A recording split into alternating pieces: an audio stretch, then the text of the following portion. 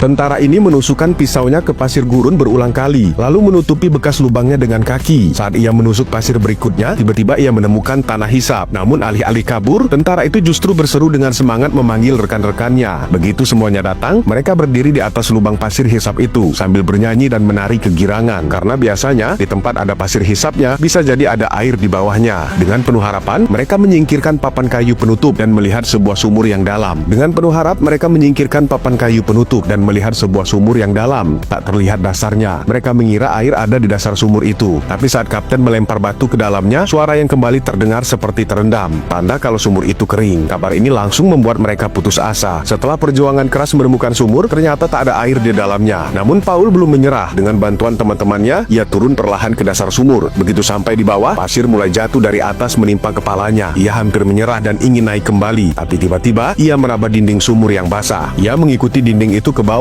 dan benar saja, dari celah batu, air benar-benar menetes keluar. Paul langsung bersemangat dan memberi kabar pada teman-temannya di atas. Mendengar kabar baik itu, salah satu temannya cepat-cepat mengeluarkan kotak logam dari saku dan melemparkannya ke bawah agar air bisa ditampung. Paul menuangkan air ke tangannya terlebih dahulu, lalu menggerakkan air itu ke kotak logam. Saat kotaknya mulai penuh, ia meminta dikirim beberapa wadah tambahan. Setelah ia mendapatkan wadah-wadah itu, Paul mengisinya satu persatu dan bahkan menjilati sisa air di tangannya. Tak butuh waktu lama, semua wadah penuh. Paul lalu memperingatkan teman-temannya agar hati-hati saat menarik wadah ke atas karena air ini menyangkut hidup dan mati mereka di gurun. Dengan penuh harap, kapten dan pasukannya menarik tali perlahan hingga kotak itu sampai dengan selamat. Meski mereka sangat kehausan, kapten tetap meminta semuanya hanya minum satu teguk dulu agar semua kebagian. Saat air menyentuh bibir mereka, para tentara yang sudah berhari-hari tak minum pun tersenyum seperti rumput kering yang akhirnya disiram hujan. Setelah semua mendapat giliran, barulah sang kapten minum. Memang tidak banyak, tapi cukup untuk menjaga mereka tetap hidup. Paul tetap di dasar sumur, terus menampung air. Meski teman-temannya ingin menggantikan agar ia bisa beristirahat, Paul menolak. Bagi Paul, tugas ini ringan dan penting, jadi ia memilih tetap tinggal di bawah. Semangat pasukan pun bangkit. Mereka ingin mengisi lebih banyak air dan segera melanjutkan perjalanan. Namun tiba-tiba, dari kejauhan muncul mobil lapis baja Jerman. Kapten langsung menyusun taktik dan menyuruh pasukannya bersembunyi di posisi yang telah ditentukan. Begitu musuh lengah dan masuk ke dalam jebakan, mereka langsung menyerang. Terjadi baku tembak sengit hingga akhirnya pasukan Jerman kabur tanpa sempat membalas. Dua tentara Jerman berhasil ditangkap hidup-hidup. Kapten menyadari ini kesempatan mendapatkan informasi penting. Untuk memancing pengakuan, kapten meminta diambilkan air minum dan menuangkan sedikit ke dalam gelas kecil. Lalu ia berdiri di depan tentara Jerman itu dan meminum air itu perlahan. Melihat air itu, tentara Jerman yang kehausan hanya bisa menelan ludah. Mulut mereka kering dan lidah mulai menempel ke langit-langit. Lalu kapten pura-pura marah dan menuangkan sisa air ke tanah, membuat para tahanan makin haus dan tak tahan lagi.